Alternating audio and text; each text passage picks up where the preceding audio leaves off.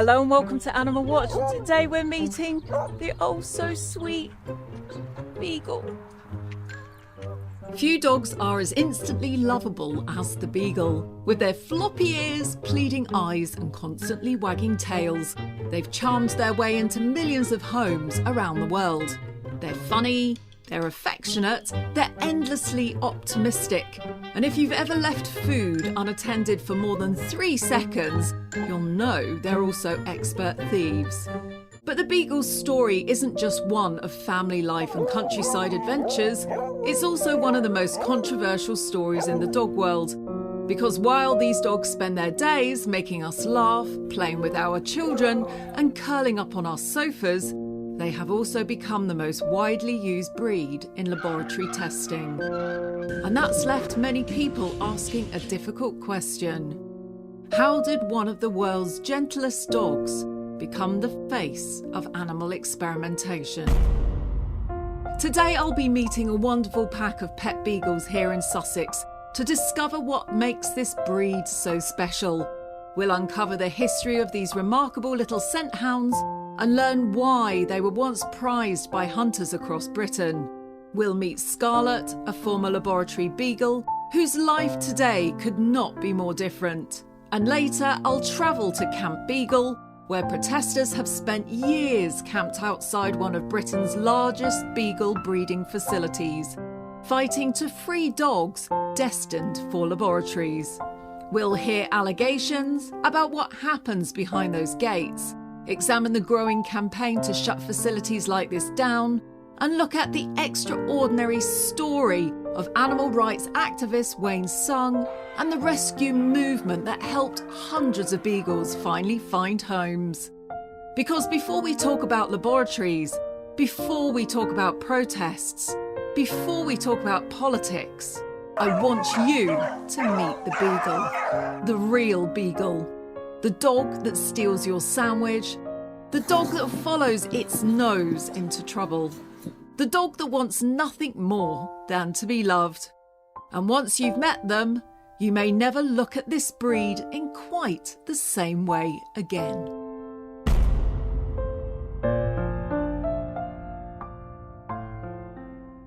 Hi Annika, come and meet the Beagle. Hello, nice to meet you. Hi, look at this. Oh, this is. That is Poppy. Poppy's goal in life is to love people. Oh, you're getting kisses now. I know. I've got all the secret treats. I've got the secret treats. Who you've got there? You've got mother and daughter there. You've got Rue and Tia and his grandson. And then this is crazy one. It's Phoebe with the orange collar. It's just coming underneath. Hello! This is Monroe. They're so sweet, aren't they? No, they've never met me before, but they've all come in to say hi. It's not hard to see why people fall in love with beagles. Everything about them seems designed to make you smile. They're playful, affectionate, and endlessly curious. Although beagle owners might choose a different word. Stubborn. Phoebe, come on! She's got to finish what she's doing to find whatever she's finding, and then she'll come in. Phoebe, what's this? Come on! What's this? Come in! Originally bred to hunt rabbits and hares, beagles were developed to work independently over vast distances. Unlike breeds bred to constantly check back with a shepherd or handler, beagles were expected to follow a scent trail wherever it led. Once a beagle locked onto a scent, its job was simple. Keep going, keep tracking, and don't give up until the quarry was found. In fact, generations of beagles were actively rewarded for ignoring distractions and focusing entirely on the trail ahead. Hunters would follow behind on foot or horseback, while the dogs led the chase, using their noses to guide the entire hunt. So when a modern pet beagle catches an interesting scent and suddenly disappears across a field with its owner running after it, from the dog's perspective, it's often doing exactly what centuries of breeding have programmed it to do. To the frustrated owner, the dog is running away. To the Beagle, the hunt is on. The humans are following, and everything is going perfectly according to plan. And centuries later, that determination remains firmly intact. So first of all, I'm just going to ask you ladies, why Beagles? Why Beagles? Ask you first of all. I'm insane, certifiable, one of the two.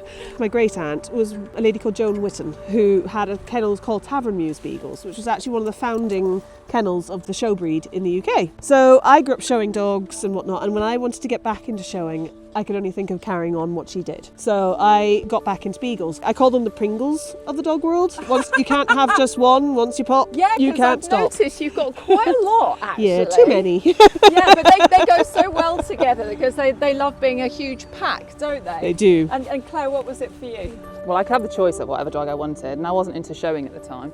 And when they're puppies, they just look so perfect and so angelic.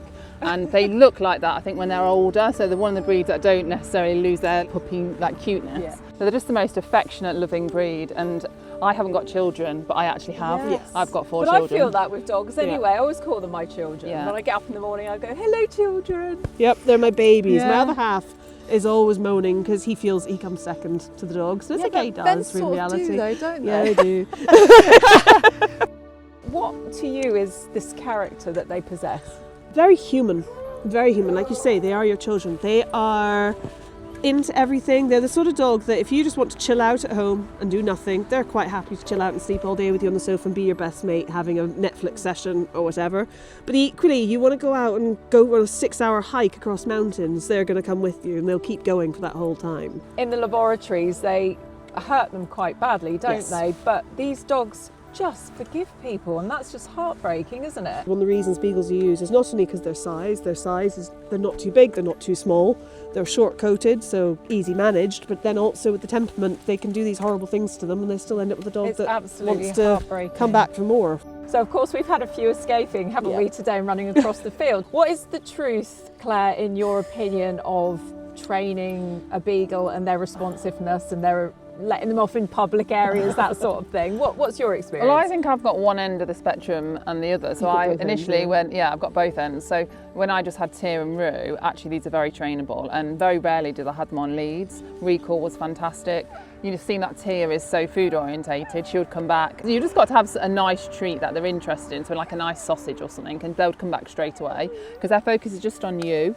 But when you've got 4, I will say that actually they do want to go off their own little adventures, and they're a little bit more, Is that harking back to the working ability, because Yeah, they're definitely. picking up a scent Yeah, I think and then so. going off and maybe trying to follow a fox or a rabbit or something? Yeah. Is that what they're doing when they go off? Yeah, definitely. They pick up a scent, and then Rue tells the 2 pups, "There's a nice scent. Let's go play." And then the next minute they're gone. People always think that just because a dog does as it's told is a sign of intelligence. That's roboticism. And that's rubbish, Yeah. because they're bred to do a job, and that job was not to do circles around people and be I always obedient. tell people when they ask about Beagles and their recall, I always say to them, you have to remember that as much as these guys are generations away from what they would have been back then, for hundreds of years they were bred for them to find something as a pack and run after it, and for us to follow them.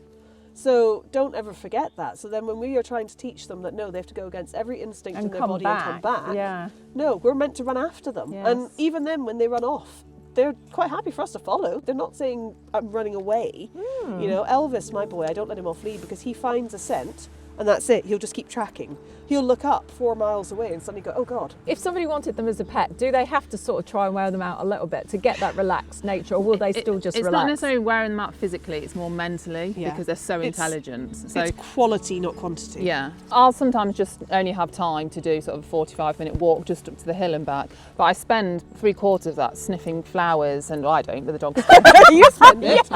But they are so exhausted when they get back because they've just been like looking for little adventures and new smells and things. How's life with them, with your horses? They just want to be involved, so you're there mucking out the stables, they'll be in the wheelbarrow helping you, they'll be helping you turn out the horses, levelling the school, they want to sit on all the machinery, so they're on the tractors or on the gator.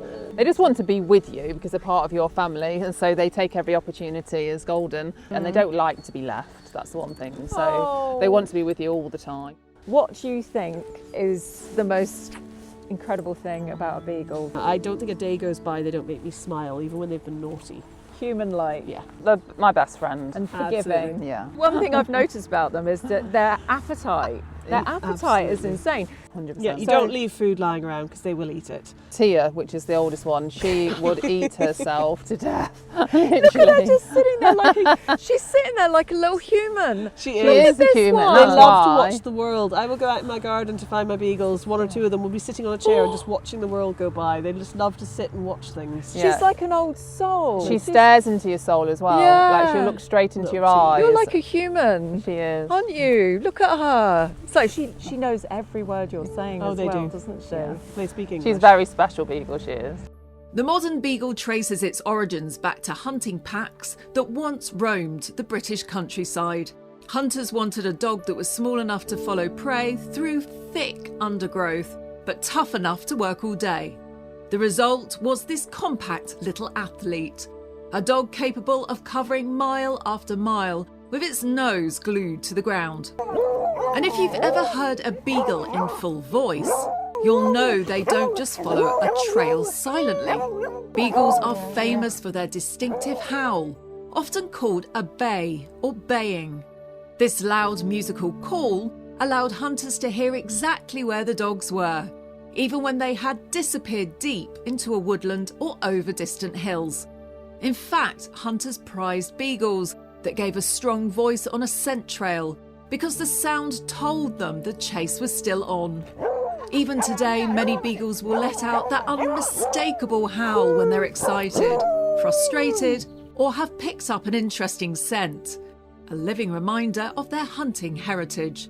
And what a nose it is. A beagle possesses around 220 million scent receptors. Humans have around 6 million. To us, a field is a field. To a beagle, it's an enormous information network filled with invisible trails and messages. Historically, beagles rarely worked alone. They hunted in large packs, often accompanied by horses and riders. Aggressive or antisocial dogs simply weren't used. And that's one reason the breed developed such an easygoing nature. Even today, most beagles would rather make friends than enemies. Of course, all that scenting ability comes with consequences, because if a beagle can smell food, a beagle usually believes that food belongs to them. Owners often describe beagles as having selective hearing. In reality, they're incredibly intelligent. The problem is they're also excellent negotiators. And if they think your idea is less interesting than theirs, good luck. Despite their friendly appearance, every part of the beagle reflects its working heritage. Standing between 13 and 16 inches tall and weighing roughly 9 to 14 kilograms, the breed was designed for endurance rather than speed. Their powerful nose is obvious, but even their long ears serve a purpose. As they track a scent, the ears help stir scent particles from the ground and direct them towards the nose. Everything about this dog was built to hunt. Yet ironically, the very qualities that made the beagle such an effective working dog would eventually lead it down a very different path. When we show beagles, we show them in a couple of different ways. So we stand them first initially on the ground in a line-up, and then we're generally asked to move them so the judge can get an evaluation of how they move, usually just in the trot. And then individually they go up onto the table. You want them to stand proud. We'll stand them off and show them off to their best advantage. With the beagle, the ears should never be too high set. They should be, we call them their lower set ears. They have an honest expression. We say they have appealing, melting eyes. So you should look at a beagle's face and they should always be convincing you that they're dying of starvation, essentially. With their teeth, you want what's called a scissor bite. So when we'll look at their teeth, we'll have what's called a scissor bite, where their teeth come together. Nice broad skull, but not too broad. You want a lovely clean neck going into a broad chest. You want a lovely chest that they can have enough room to breathe when they work. So the whole point, if they're too narrow chested, they can't breathe as they're working. You want a nice long length of neck that slopes into the shoulders. The shoulders should be at a 45-degree angle. And then a nice level top line. You want a level top line. We joke about it with them. You should be able to sit your drink on the top and leave it there as a table. Not that a beagle would let you leave it there. Of the leg to body ratio, you would ideally want to see the same length of leg hair to the body here. So you want the nice equal width, equal height distribution there to show it's completely balanced. Monroe is probably slightly long, but he's in proportion for what he is. You should be able to get 3 fingers between the ribs and the pelvic bone. And then going into a lovely nice croup and back end angulation in his case. The tail should not be low set. If a tail's low set, it doesn't go straight up. The most pivotal point that anyone knows about a beagle is the white tip of the tail. And the whole point of that is so that when they're hunting in the fields and they're running around the fields, you can still spot them from miles away. This is Scarlett, and while she looks no different from the beagles I've met today, her life began in a completely different world. Scarlett was bred for laboratory testing. Well, I'm here today with a very, very special dog. This is Scarlet, and Scarlet is a rescued lab beagle. She has come from a branch of MBR Acres. MBR Acres is the company that everybody's trying to get shut down in the UK. She's from a place in America, isn't she? Yes, huge facility of breeding beagles for laboratories. They have to stand on wire flooring, not even solid ground. So they're in cages and their little paws are on wire. Scarlett's story started off in this horror place. She was sold for money, along with other beagles, to go to a toxicology laboratory in Hungary, in Europe, where her ear was tattooed and where we suspect that she had gavage. We know this because there is some damage to her esophagus and she has a cough. So after drinking, Scarly will cough and gag, and she's always had that. Beagle testing is mainly for toxicity. So it's any product that they want to sell. So it could be a toilet cleaner, it could be a pesticide, it could be a new colouring in a washing up liquid, anything. They want to get it on the market, so they add chemicals. Now these chemicals are tested on animals as a tick box exercise. So what happens with beagles is they're forced to inhale these chemicals or swallow them down. And the gavage is very similar to foie gras. A tube is thrust down the little beagle's neck, all the way down into their stomach while being restrained, and the dosage will be put down their throats for so many days. It's disgusting, It's isn't it? disgusting. It's absolutely disgusting. The poor little things wriggle, and when they wriggle, they get ragged, shaken by the scruff of their neck, and they get punched very often as well. And she was in that laboratory for approximately 2 years. She was rescued by Beagle Freedom Project, the lovely Shannon Keith. She negotiated her release along with 6 other beagles legally. She's a lawyer, so she was able to get 7 out, and they were then flown to the UK to come to their forever homes. They're very delicate, aren't they? Tiny, because they haven't developed any muscle. All they've known is a cage. They've never stepped on grass. They have to learn how to drink from a water bowl. They give them the rabbit dripper in the cage. How cruel is that, you know, for a little puppy, having to figure that out. How do you think she managed to last 2 years in a laboratory? Because a lot of puppies are pretty much killed, aren't they, within the first few months that they turn up, because the tests themselves are so toxic that kills the dogs. It's like a miracle that she even got to 2 years old. It's difficult to know what actually happened to her. It could be that her dosage was lower. She was entire when she was rescued, so maybe they were going to breed from her. Beagles became the preferred breed for many testing programs for several reasons. They're small, easy to handle, non-aggressive, and unusually trusting of people. The very traits that make them wonderful family pets. They also possess an incredibly forgiving nature. Most beagles genuinely want to be around people and will often continue seeking human affection even after negative experiences. It's a trait that has endeared them to families for generations, but one that many animal welfare campaigners find particularly heartbreaking. Even when beagles are subjected to horrific laboratory and test centre procedures they find frightening or distressing, many continue to trust the very people handling them. Rather than becoming aggressive or defensive, they often remain gentle, tolerant, and eager for human contact. It is the combination of trust, patience, and willingness to forgive that has made the Beagle not only one of the world's most beloved companion dogs, but also one of the most widely used breeds in laboratory testing. Watching Scarlett interact with Ocean and River, it's difficult to imagine what she missed during those early years. Grass beneath her feet, new smells, freedom to explore, simple experiences most dogs take for granted. When we first saw Scarlet, we were horrified. I've never seen such a small, timid beagle. Didn't know walkies, harness. She was scared of towels being dried off if she was wet. She was like, "What are you doing? Why are you covering me?" She got used to wearing a coat eventually, but I mean, just anything that's different, like a hoover comes out. What's that? So we have to assume that lots of lab equipment was frightening, you know, lots of metallic sounds. Because she doesn't have the same start that a normal puppy has.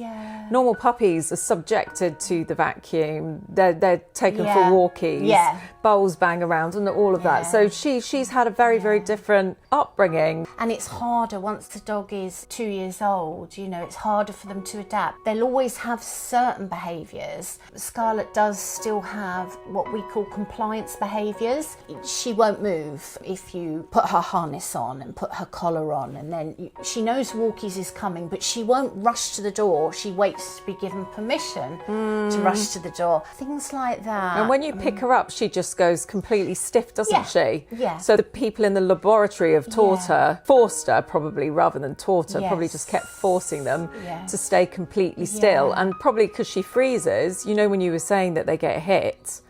Probably if she was wriggling, they probably would have whacked her until she stopped moving. And then she just freezes because she thinks, I don't get hurt if I just... Exactly. If I keep still. We've all seen them chained to the floor or to a shelf while this mask is stuck on their faces, and you see them wriggling until they give up. She was so quiet at the beginning when we first got her that we did suspect that they might have cut her vocal cords. She was very, very quiet. She's not anymore. If she sees a fox or a deer...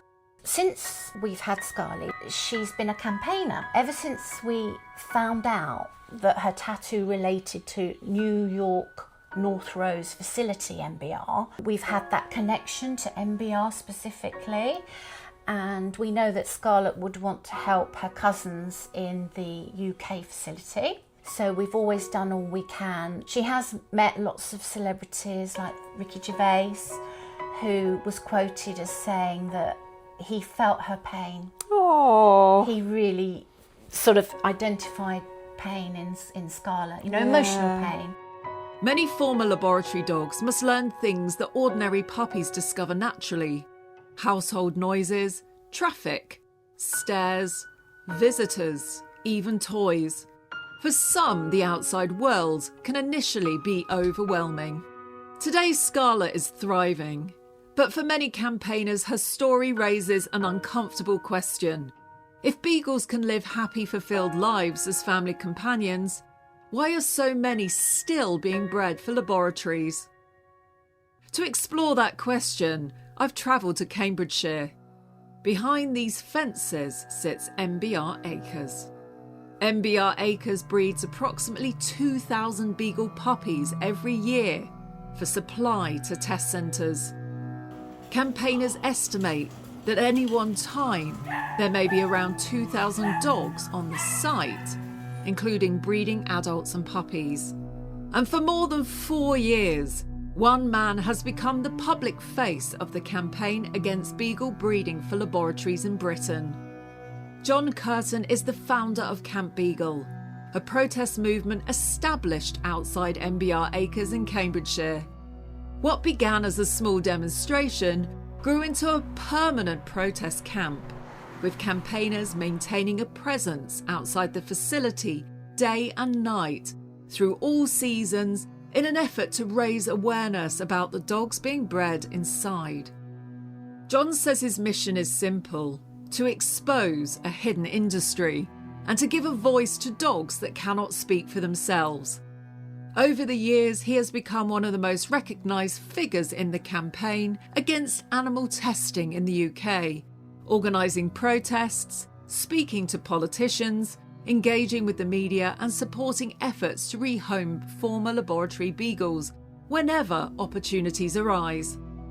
For years, he has spent countless days and nights beside these gates, enduring rain, snow, heat waves and legal challenges, all driven by a belief that every beagle deserves the chance to live as a family pet, rather than a life destined for experimentation. Today, Camp Beagle has become one of the most visible animal welfare protests in Britain, attracting supporters from across the country and keeping the debate surrounding laboratory beagles firmly in the public eye. Walking alongside this seemingly endless path, it's hard not to think about the dogs inside. Thousands of beagles have passed through this facility over the years. Dogs genetically almost identical to the playful pets we met earlier. Okay, so this is a lovely little tribute alley. This just goes down the side of MBR Acres here, where everybody has come down to leave a dog collar or a dog tag or a little message to all the little dogs in here, just to say that they've got our support and we're all thinking of them, and in memory of thousands of dogs that have been bred here that have ended up being tortured and killed in the most horrific circumstances. And these are little beagles. Just think about that. The beagle is like one of the sweetest, most trusting, loving dogs that there is on the planet.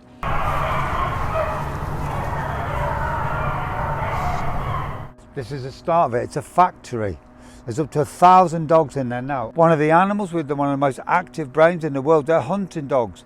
Yet here, they never see a blade of grass. Like I said, they never see the sky. They've got no stimulus whatsoever. They're driven mad. They don't get to a year old. Apart from the ones that keep for breeding, none of these dogs will get to a year old. It's ridiculous. We're standing right next to the sheds. You can't hear them. We're in soundproof buildings. And you've got footage of the inside where it's like so loud. Hey, puppy killer. Come and do an interview. Over here, puppy killer.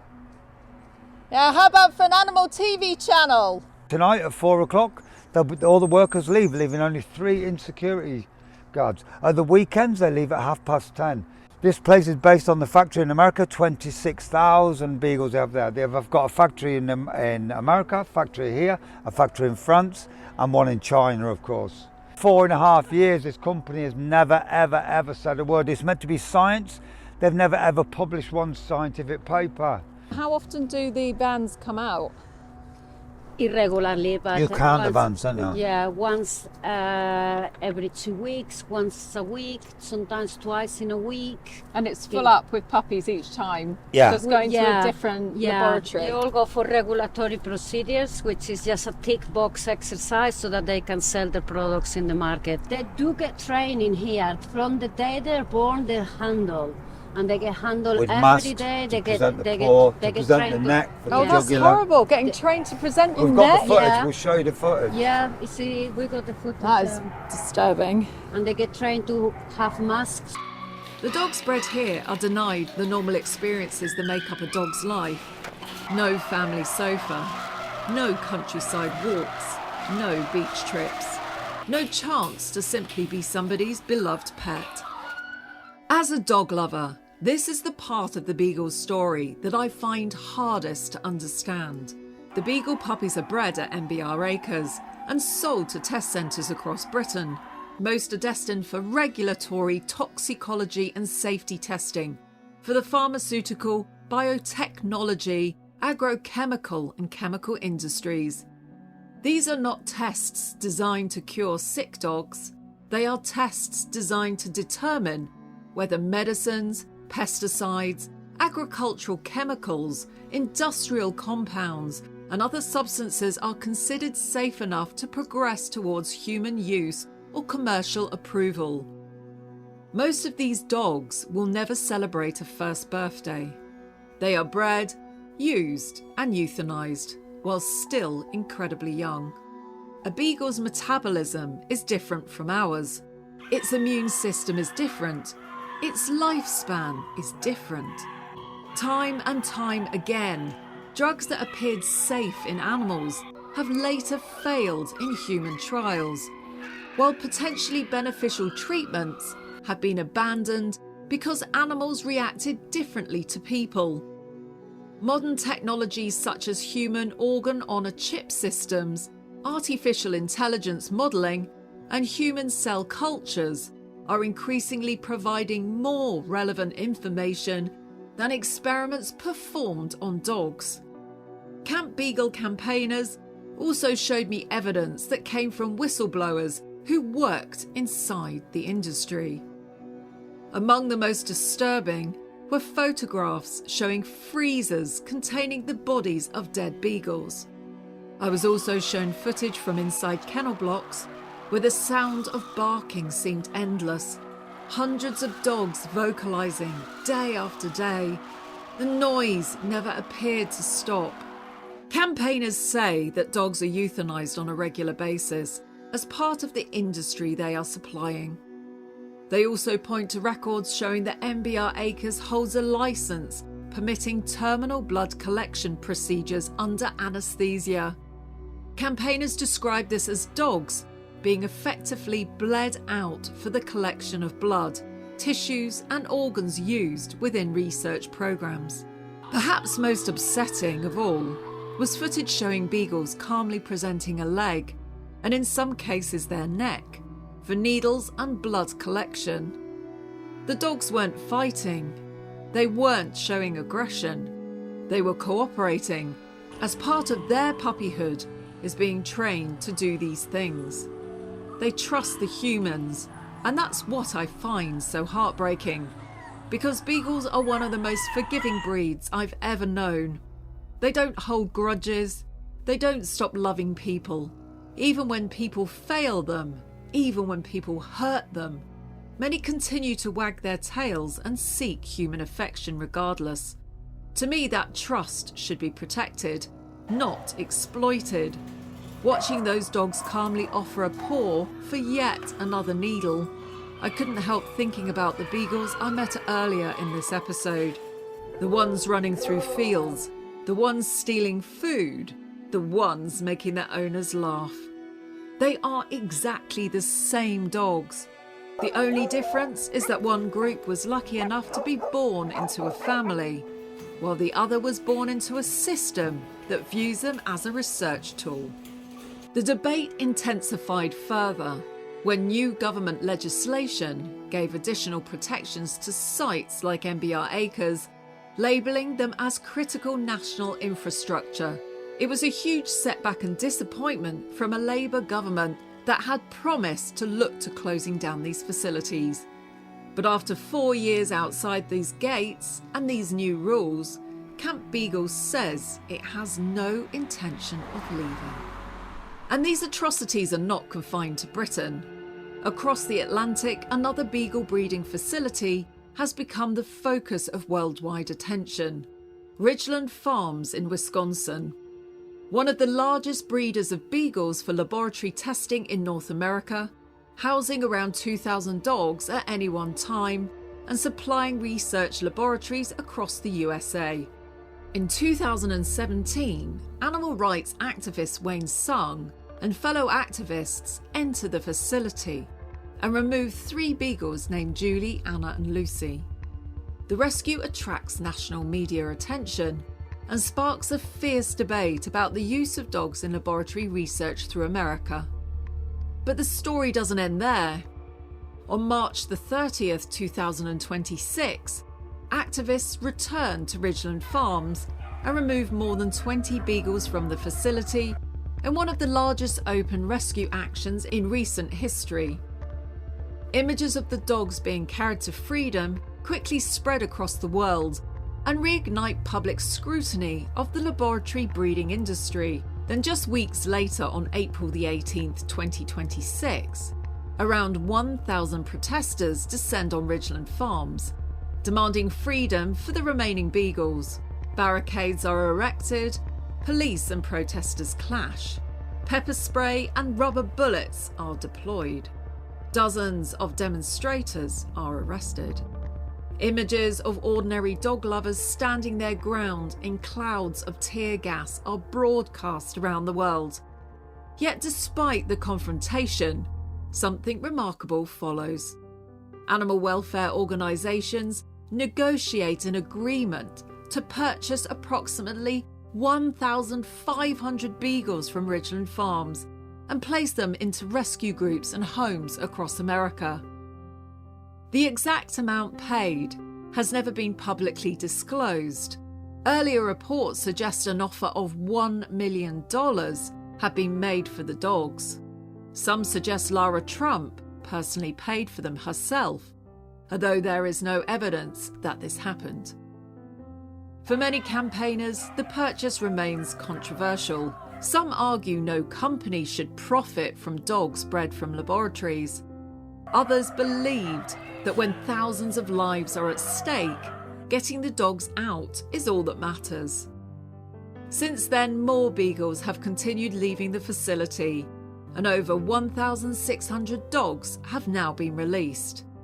Wayne Sung and fellow campaigners continue fighting for the release of every remaining dog, while rescue organisations negotiate further transfers and rehoming opportunities.